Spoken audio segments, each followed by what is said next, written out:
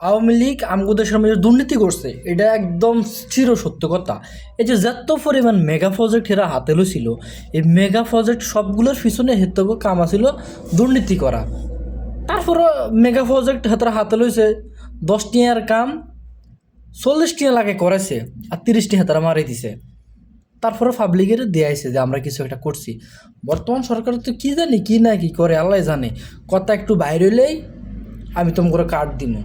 ওমা, সারা জীবন দেখছি ফুটবল খেলতে গেলে প্লেয়ার যে টাইমে রং করে, উল্টো সিধা খেলে, হ্যাঁ, খেলার নিয়ম শৃঙ্খলা ঠিক মতো না মানে, তার হাতের রেফারে সুন্দর করে একটা কার্ড দিতে, লাল কার্ড, নীল কার্ড, হলুদ কার্ড, কেরম কেরম জানি কার্ড দিয়ে সারা জীবন দেখলাম ফুটবল খেললাম। মাঝে বর্তমান সময় আঙ্গ বাংলাদেশের মাঝে আঙ্গ সরকার হিমিয়ার লোকে একখানা একটু কথা বেশ কমলে, কথা একটু মনে কোনো একটা কিছু ঝামেলা হইলে হিমিয়ার ঠুস করে পকেট থেকে একটা কার্ড বাড়ি করে দিব।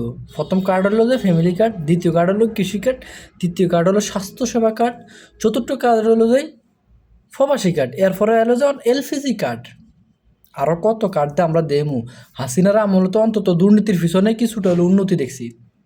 হ্যাঁ, আমার মনে হয় না যে বর্তমান সময়ে সরকারের সময় দুর্নীতি ছাড়া উন্নতির কোনো ছবিও দেখতাম না। আর ধরা দেবো কার্ড, এই কার্ড রাখবার লাগলে আমরা মানি ব্যাগ কিনা লাগবো। কয়েকদিন পরে আইব ব্যাচেলার কার্ড, বিবাহিত কার্ড, ফরকিয়া কার্ড, হ্যাঁ, গার্লফ্রেন্ড কার্ড, বয়ফ্রেন্ড কার্ড, খালি কার্ডের উপরে কার্ড, কার্ডের মায়ের কার্ড।